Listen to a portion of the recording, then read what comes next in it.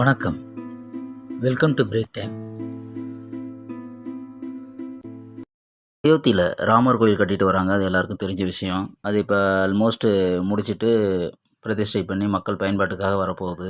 அதை ஒட்டி சில பக்தர்கள் வினோதமான பிரார்த்தனை பண்ணிட்டு அந்த கோயிலில் ராமரை பார்க்கறதுக்காக சில விரதம் கால்நடையாக போய் கூட தரிசிக்க போயிட்டுருக்காங்க. அதில் ஒரு 3 பேர் வித்தியாசமான பிரார்த்தனை பண்ணியிருக்காங்க. அது என்னன்னு பார்த்தோம்னா, ஒருத்தர் ஆந்திரா பக்கம் கிழக்கு கோதாவரியில ஒருத்தர் வெதுர்பகா அப்படிங்கிற கிராமத்தை சேர்ந்தவர் சர்லா ஸ்ரீவஸ்தவா சாஸ்திரிங்கிறவர் என்ன பண்ணியிருக்காருன்னா, நல்ல பணக்காரர் தான் போல இருக்கு. ராமருக்கு காலில் அந்த செப்பல் காலணி அணிவிக்கிறதுக்காக முதல்ல வெள்ளியில் தான் செஞ்சுருக்காரு அந்த பதாகை. அப்புறம் அதை கோல்டாக மாற்றி தலையிலே சுமந்துட்டு போயிட்டு அங்கே அயோத்தியில் சமர்ப்பிக்கிறதுக்காக போயிட்டுருக்காரு. இது சாதாரண விஷயம் இல்லை. அக்டோபர் 28ஆம் தேதி நடக்க ஆரம்பிச்சிருக்காரு அவரோட கிராமத்துலேருந்து. ஸ்டார்டிங்கில் ஒரு 20 பேர் அவரோட சேர்ந்து நடக்க ஆரம்பிச்சிருக்காங்க. குளிர் தாங்க முடியாமல் இப்போ ஒரு 6 பேர் இன்னைய தேதிக்கு நடந்துட்டு போயிட்டு இருக்காங்க.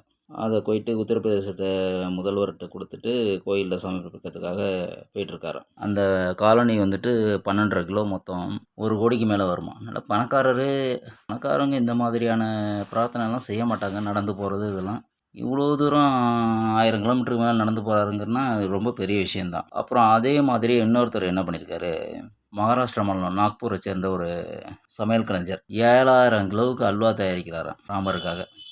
அதுக்காக 1400 கிலோ எடையுள்ள பாத்திரத்தில் ரெடி பண்ணிட்டு வர்றாரு. இவங்க 2 பேர் கூட ஒரு விதத்தில் ஏற்றுக்கலாம். இன்னொரு பெண்மணி சரஸ்வதி தேவி அப்படிங்கிற ஒரு பெண்மணி என்ன பண்ணியிருக்காங்கன்னா, 30 வருஷமாக யார்கிட்டையுமே பேசாமல் மௌன விரதம் இருந்துட்டு வராங்களாம். ராமர் கோயில் திறந்த பிறகு தான் மௌன விரதத்தை முடிச்சுட்டு பேச போகிறதா ஒரு சைகை மூலமாக அந்த அறிவிப்பை கொடுத்துருக்காங்க. வர 22ஆம் தேதி ராமரை பார்த்த பிறகு தான் பேசுவாங்களாம். 30 வருஷமாக பேசாமல் இனிமேல் பேசி என்னம்மா பண்ண போகிறேன்னு தெரியல. இப்படி என்ன விரதம் தெரியல.